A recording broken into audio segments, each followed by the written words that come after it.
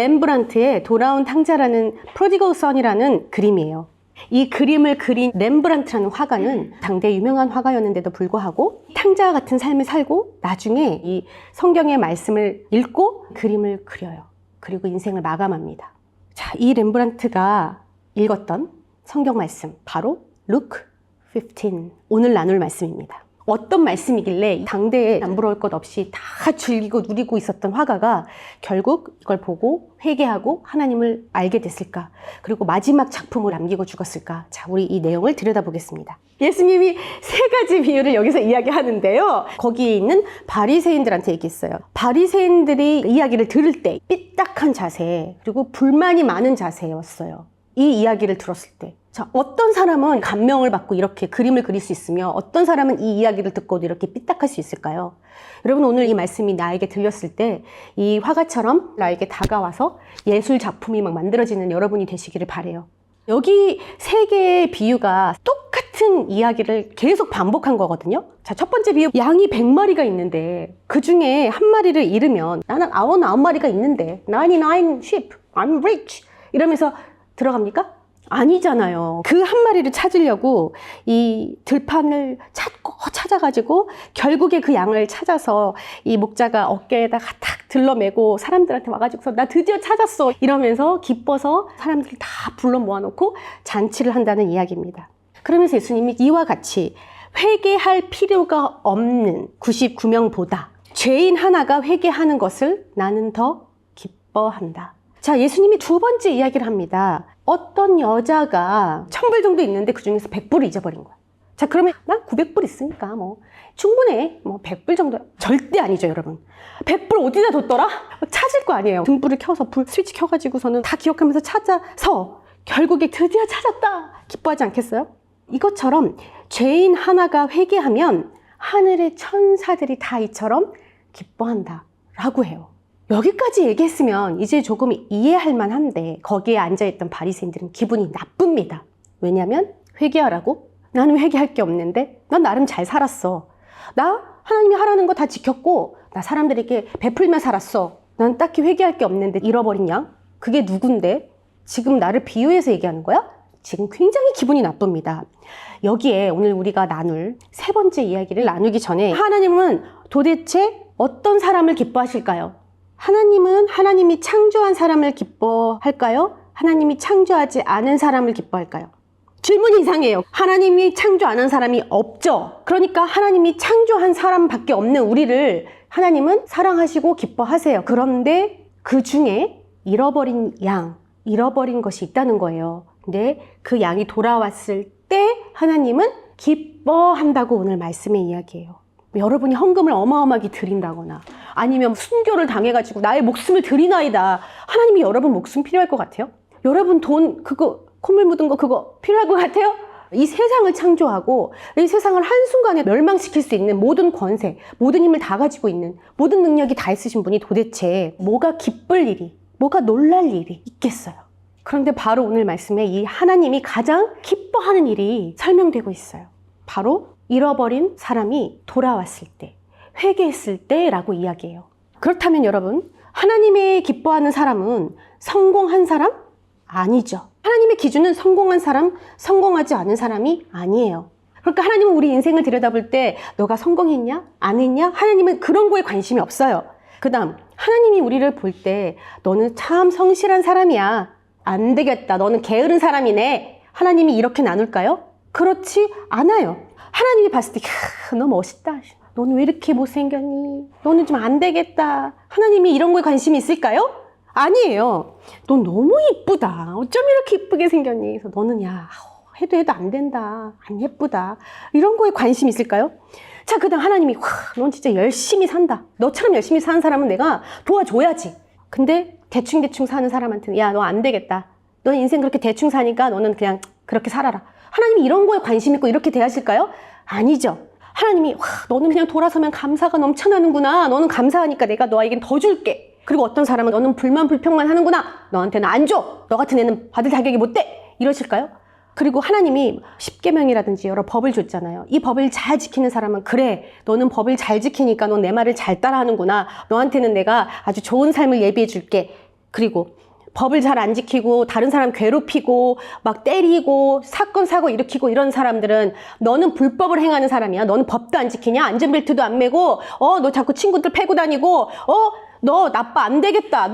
내가 벌 줄 거야. 너 같은 놈은 아주 그냥 쓰레기야. 하나님이 그러실까요? 그리고 너는 어쩜 그렇게 선하니? 너는 그냥 모든 마음이 너무 예쁘고 너무 선하구나. 너는 어쩜 마음이 그냥 맨날 그렇게 네거티브하고 너는 불만 불평이 그렇게 많니? 하나님은 그런 걸로 사람을 보지 않으시고 여러분을 그런 걸로 판단하지 않으세요. 여러분, 우리는 우리 눈에, 우리 기준에, 우리 보이는 대로 판단하고 살고 심지어 하나님을 그렇게 봐요. 하나님도 나의 생각과 같겠지. 여러분, 지금 돌아온 탕자라는 이야기를 하려고 하는데 돌아온 사람을 하나님은 기뻐한댔잖아요. 돌아온다는 게 뭐예요? 잊어버렸다가 찾는다는 게 뭐예요? 우리가 아까 어려운 말로 회개한다라고 했는데요. 여러분, 돌아갈 곳이 여러분 어딘지 아세요? 이걸 제대로 아는 사람은 아담하고 하와밖에 없어요. 아담하고 하와는 하나님과 함께 에덴 동산에서 즐기고 정말 그 삶을 누렸어요. 그렇기 때문에 나를 창조하신 창조주와 함께하는 삶이 얼마나 풍요롭고 얼마나 아름다운 삶인지를 알았어요. 그런데 이제 아담과 하와가 죄를 지었잖아요.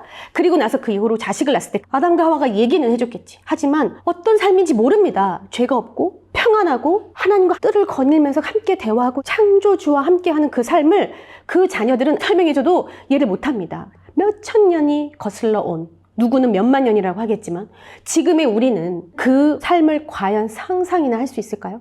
물론 성경에서 이야기하지만 고작 한 장인가 두 장인가로 해놓잖아요. 두꺼운 성경에 한 장 두 장의 삶을 우리가 읽고 어떤 삶인지 어떻게 알겠어요? 근데 그게 우리가 돌아가야 할 곳, 돌아가야 할 삶입니다. 하나님과 함께 하는 삶?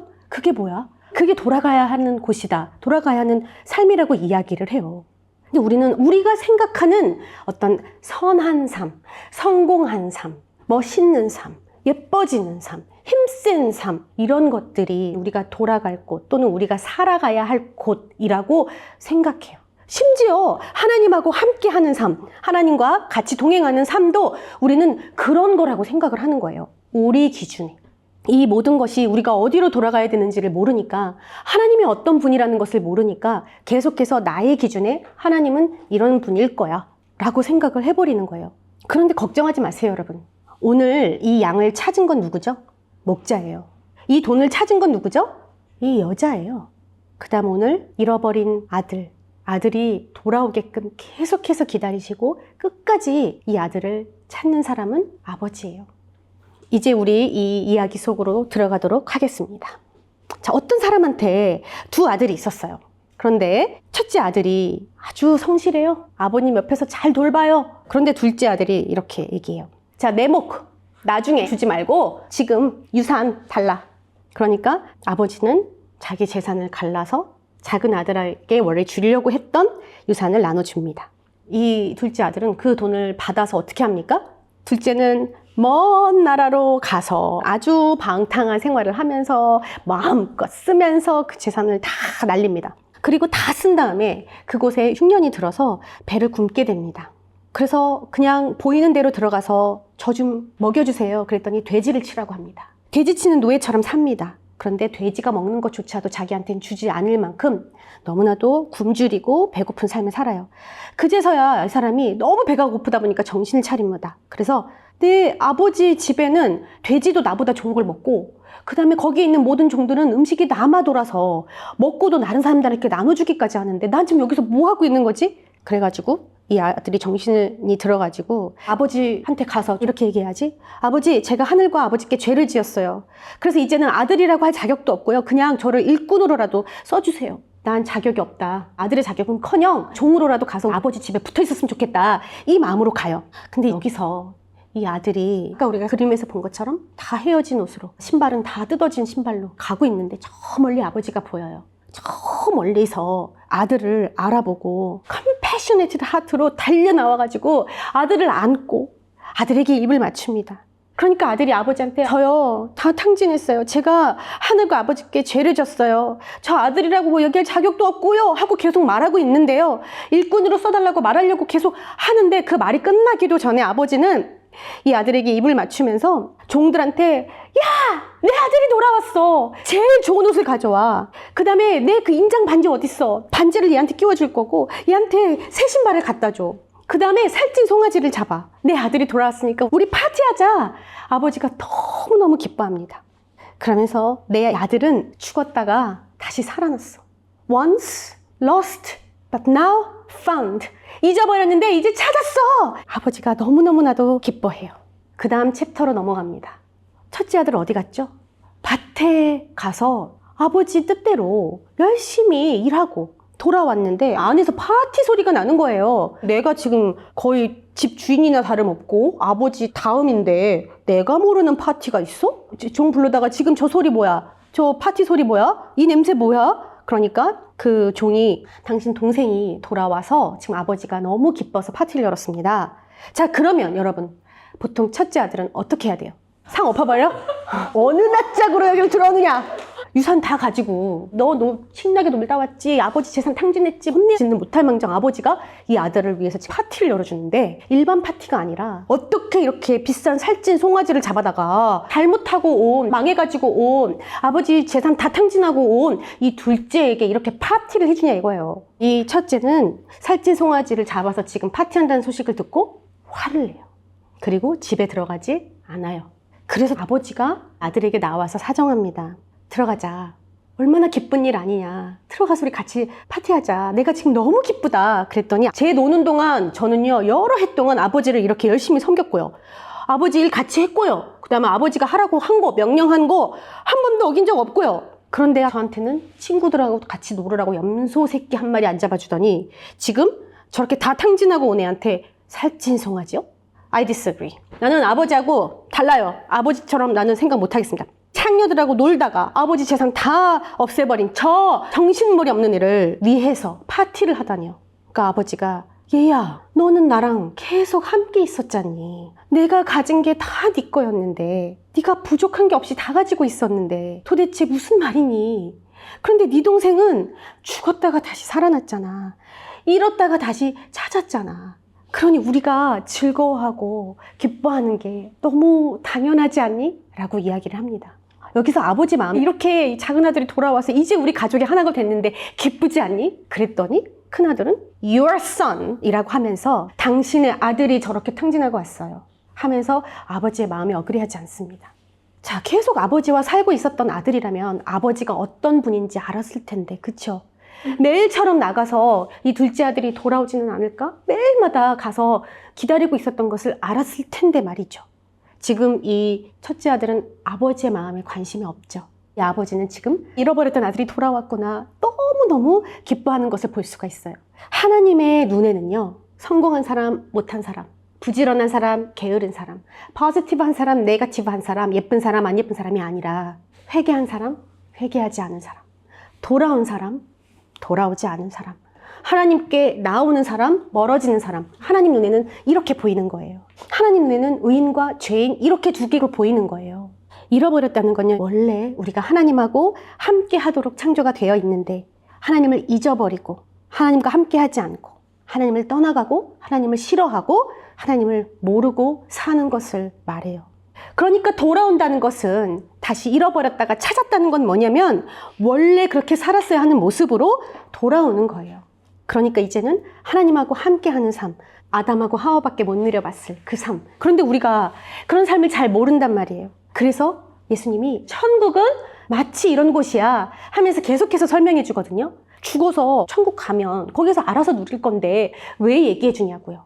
지금 이 저주받은 하나님을 모르는 삶, 그냥 계속해서 불안과 또 걱정, 근심으로 가득 찬 삶이 아니라 결국 내가 성공해야 되고 내가 멋있어야 되고 내가 이루고 싶은 것들을 이뤄야 되고 이런 허황된 삶이 아니라 정말 참된 의미를 가지고 너가 창조된 그대로 창조주의 뜻대로 창조주와 함께 살면서 어떤 불안도 문제도 걱정도 다 사라지는 그런 능력 있는 삶을 살으라고, 지금 그 삶을 살으라고 예수님이 와서 이야기해 주시는 거예요. 그뿐만이 아니라 사람들이 돌아가는 방법을 모르고 어디로 돌아가야 될지 모르고 하나님이 어떤 분인지를 모르고 어떻게 찾아야 되는지도 모르고, 그래서 어떤 선한 일을 많이 하면 하나님이 가르쳐준 법들을 잘 지키면 그러면은 하나님과 함께하는 삶을 살 줄 알고 착각하고 있는 지금 이 바리새인들과 지금 우리 모두에게 예수님이 뭐라고 하냐면 이 오늘 탕자처럼 살지 말고 너를 노심초사 기다리고 있는 그 아버지께로 돌아오라고 초청하는 거예요. 탕자의 이야기에서요. 하나님을 떠난 탕자의 삶은 어땠죠? 내 인생 내 거예요. 내 맘대로 살 거예요. 내가 원하는 삶을 살 거예요. 바로 이게 러스트, 탕자의 삶이에요. 그리고 나가서 막 펑펑펑 쓰다가 그곳에서 모든 걸 다 잃고 심지어 자기의 정체성마저 무너집니다. 내가 누구였지? 멋있는 아버지의 아들이었는데 이제 나는 그런 존재가 아니야. 나는 이제 종으로 살아도 좋겠어. 이게 바로 러스트의 삶이에요. 하나님을 떠나면요, 우리는 우리가 노력하고 또 내가 이루고 싶은 삶 또는 쾌락을 위해서 흥청망청 우리가 어디로 뭐 하며 사는지도 모르고 우리는 막 살아요. 여러분, 모든 인간이 가장 고민하는 게 Who am I? 내가 누구인가요? 꼭 이 고민을 합니다. 나는 누구인가? 나는 왜 사나? 나 무기력해. 나 힘들어. 나 외로워. 이게 뭐야? 이게 인생이야? 이렇게 사는 거야? 앞길이 막혀 있어. 모르겠어. 여러분, 우리는 꼭 이런 순간을 마주해요. 그런데 오늘 이 탕자는 이제 이 모든 걸 다 잃어버린 다음에 어떤 사람은 그게 건강일 수 있고요. 어떤 사람은 돈일 수 있고 어떤 사람은 귀하게 여겼던 관계일 수도 있어요. 그런 거를 잃어버리면 무너지면서 도대체 나는 뭘 위해 살았지? 나 누구지? 이런 고민에 빠지게 돼요. 이 탕자는 이때 하나님께 돌아와요. 하나님을 알지 못하는, 하나님하고 반대되는 것에서, 하나님을 잊어버린 것에서 돌이켜서 하나님께 돌아오면요, 하나님은요 얼마나 기뻐하시는지 맨발로 다가와서 안아주시는 거예요. 사실은 그 험한 인생을 살다가, 그 고통스러운 인생을 살다가, 앞이 어딘지 모르는 삶을 살다가, 상처투성이의 삶을 살다가 돌아와서 하나님을 만나면 사실 내가 기뻐해야 되는 거 아닙니까? 내 삶이 변하고 내 삶이 새로워지고 하나님이 이제는 먹이시고 입히시고 하나님의 능력이 있는 반지까지 주시고 살찐 송아지까지 풍성하게 먹이고 나를 위한 거 아닙니까? 그런데 하나님이 더 기뻐하신다고요. 하나님이 너무너무 기뻐하신다고요. 자녀를 잃어버린 부모는 정말 잠도 못 자고 평생을 아프겠구나. 부모는 평생 죽은 것처럼 산대요. 그런 분들을 저는 주변에서 봤어요. 그 마음이 얼마나 아픈지 상상할 수도 없는 삶이에요. 그런데 여러분, 모든 것을 다 하실 수 있는 하나님, 능력이 있으신 하나님이 가장 마음 졸이고 가장 슬퍼하는 일이 하나님을 떠난 사람들을 보는 마음인 거예요. 그 사람들이 돌아왔을 때 하나님이 가장 기뻐한다는 거예요. 그게 하나님의 관심이에요. 여러분의 관심은 어디에 있으세요? 이 하나님은 이 아들이 돌아왔을 때 원래 그렇게 살았어야 하는 모습, 원래 그 아들이 좋은 옷을 입고 아버지와 함께 맛있는 걸 먹으면서 살았어야 할 그 모습으로 돌아온 것에 이 아버지는 너무나도 기뻐하면서 You mean to be live with me. 너 원래 이렇게 나랑 함께 살도록 창조됐어. 내가 너를 그렇게 지었어. 아버지가 뛰어나가면서 이 아들을 끌어안으면서 불쌍히 여겼다라고 해요. 이 불쌍히 여겼다라는 compassion의 단어가 어디 쓰이는 줄 아세요? 예수님이 compassionated heart로 다니면서 병자를 고쳐줍니다. 귀신 들린 사람을 쫓아내줍니다. 갈 길을 몰라서 방황하는 사람들 볼 때마다 예수님이 가르쳐주면서 똑같은 이 compassionated heart, 이 마음을 가집니다. 예수님은 하나님의 마음을 알았어요. 죄인들 또는 하나님을 몰라서 멀어진 사람들, 러스트한 사람들을 보고 예수님은 아휴, 저 모양으로 사네. 죄인이네. 너는 나쁜 놈이네. 예수님이 이렇게 보지 않으셨어요. 불쌍히 여겼어요. 그리고 하나님 앞에 돌아와. 이 마음으로 예수님은 다가가셨어요. 오늘 말씀에서 이야기하고 있는 이 아버지, 하나님을 레프레젠트하고 있는 이 아버지도요, 머리로 저 멀리서 오는 아들을 보면서 아유, 저 자식 드디어 돌아오네. 아유, 저 꼬라지 봐라. 이게 아니라 심장이 먼저 반응한 거예요. 끌어안은 거예요. 그리고 입을 맞추면서 내 아들이 돌아왔어 라고 하시는 거예요. 이게 하나님의 마음이에요, 여러분. 둘째는 나는 자격이 없어. 차라리 종으로라도 받아들여줬으면 좋겠다 하고 돌아와요. 그런데 하나님은 아니, 누구든지 나에게 돌아오기만 하면, 하나님이 내 창조주예요. 하나님이 내 아버지예요. 하나님이 내가 의지할 분이에요. 하나님이 생명의 주관자세요 하고 하나님을 믿기만 하면 하나님은 맨발로 나와서 여러분을 맞아주시고, 사실은 나에게 좋은 건데, 내가 구원받는 거고, 내가 원래 있었어야 되는 모습으로 오는 건데 하나님이 더더욱 기뻐서 와서 우리를 안아주십니다. 아마 여러분이 이 노래 들어보셨을 거예요. 마틴 루터 킹 목사님이 워싱턴 링컨 기념관 앞에서 I have a dream 이라는 아주 유명한 연설을 했어요. 그때 모든 흑인들이 다 같이 불렀고, 그 다음에 사우스 아프리카, 남아프리카 공화국의 넬슨 만델라가 석방됐을 때 모든 국민들이 불렀고, 그리고 911 사건 아시죠? 뉴욕의 무역센터 빌딩이 무너졌을 때 미국 국민들이 다 모여서 슬픔을 애도하면서 불렀던 찬양이에요. 그리고 이 시대에 한국인이 가장 사랑하는 찬송가라고 하더라고요.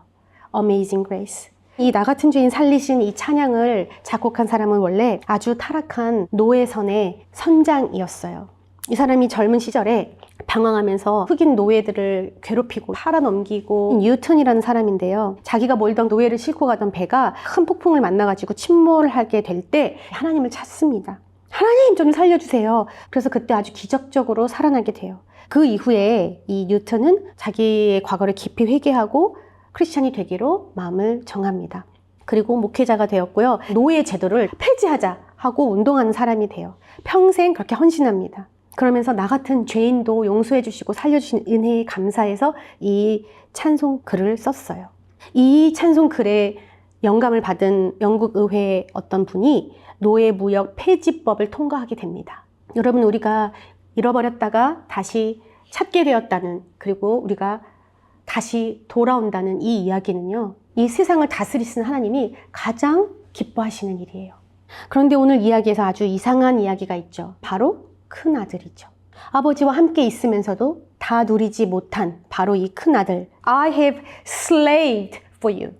나는 아버지의 노예였어요. 노예로 살았어요. 라고 이야기합니다. 아버지가 노예로 살으라고 했습니까?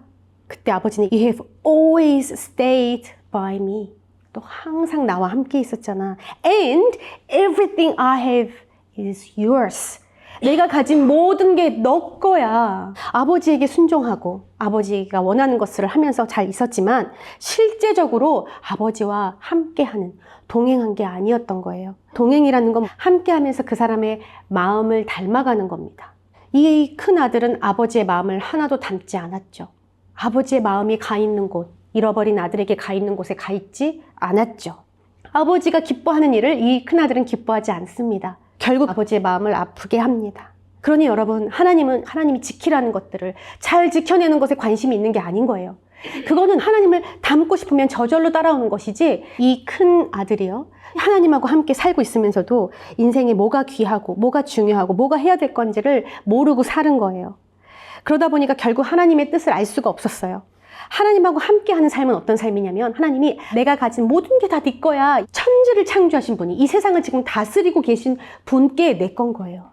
그게 아들의 삶이에요. 풍요로운 삶, 부족한 게 없는 삶, 마음껏 누릴 수 있는 삶, 참 자유한 삶, 진리를 아는 삶, 불안함이 없는 삶, 가난하고 부유하고 이런 거에 매이지 않는 삶, 성공하고 성공 못하고 이런 거에 매이지 않는 삶. 나는 왜 이 모양일까? 나의 연약함에 연연하지 않는 삶, 내 능력 없음에 연연하지 않는 삶, 내 외모는 왜 이래? 이런 거에 연연하지 않는 삶, 열등감, 우울감, 외로움, 불안감에 눌려있지 않는 삶, 상처 때문에 계속 꼬인 삶을 살지 않는 삶, 다른 사람들의 시선 때문에 내 삶이 흔들리진 않는 삶, 관계 때문에 힘들어하지 않는 삶, 후회 속에 깊이 빠져서 허우적대지 않는 삶, 앞이 막혀있는 상황에서도 하나님의 도우심을 경험하는 삶. 여러분, 이게 아버지와 함께하는 삶이에요. 여러분, 이런 아버지와의 삶을 살고 싶으세요? 이 큰아들은 아버지에게 순종도 잘하고 있었고 아버지와 함께하는 것 같았지만 이런 것들을 하나도 누리지 못하고 있었어요. 우리가 교회 다니다 보면은 아주 잘못된 해석들을 많이 하거든요. 그래서 하나님을 오해할 때가 많이 있어요. 교회 다니면 가난해야 될 것 같아. 하나님 믿는 사람은 다 참아야 되는 줄 알아. 다 내 탓이요 해라. 여러분, 성경은 그렇게 가르치지 않습니다. 성경은요, 무엇이 귀한 건지를, 무엇이 옳은 건지를, 무엇이 중요한 건지를 정확하게 알아라. 하나님과 함께하는 것이다. 하나님의 도우심을 경험하는 거다 라고 해요. 첫째 아들처럼 하나님이 하라고 하는 것들을 잘 지켜야 되고, 나는 슬레이브처럼 그 안에서 그냥 그 선 이상 넘어가면 안 되고 그걸 지키면서 살아야 돼. 나쁜 짓 하면 안 돼. 그러면 하나님이 복 주시겠지? 하나님이 하라는 대로 살면 될 거야. 그런 것들이 지켜지는 것들은 내가 하나님 닮고 싶어서 따라오는 거예요. 그런데 하나님의 말씀을 읽을 때도 하나님의 마음은 뭐예요? 하나님 이렇게 가르치는데 나에게 향하신 말씀 무엇이세요? 하고 매일같이 가서 그 말씀을 들여다보고요. 하나님 저에게 말씀하시는 거 듣고 싶어요. 하나님 앞에 관심이 있고 돌아오는 거라는 거예요. 그런데 하나님의 마음 관심 없고 그래 저 하나님이 살으라는 대로 살았잖아요. 오늘 이 예수님이 이야기를 할 때 듣고 있던 바리새인들이 그런 자세였고 마음이었어요. 오늘 찾아진 양 한 마리, 돌아온 이 탕자는 이 하나님이 달려나와서 맞아주시는 그 은혜를, 달려나와서 안아주시는 이 아버지의 사랑을 느낍니다.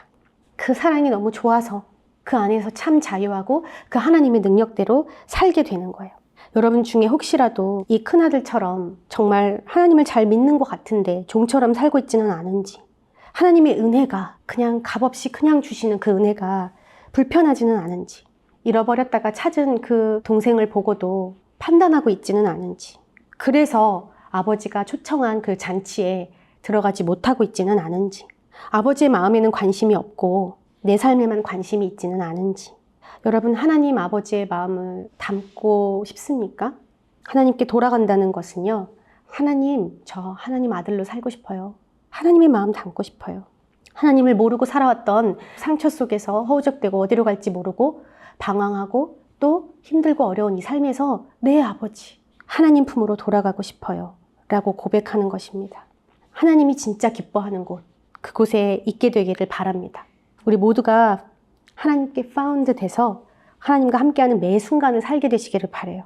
그리고 하나님의 인도하심을 받고 누리는 성도 되기를 축원합니다.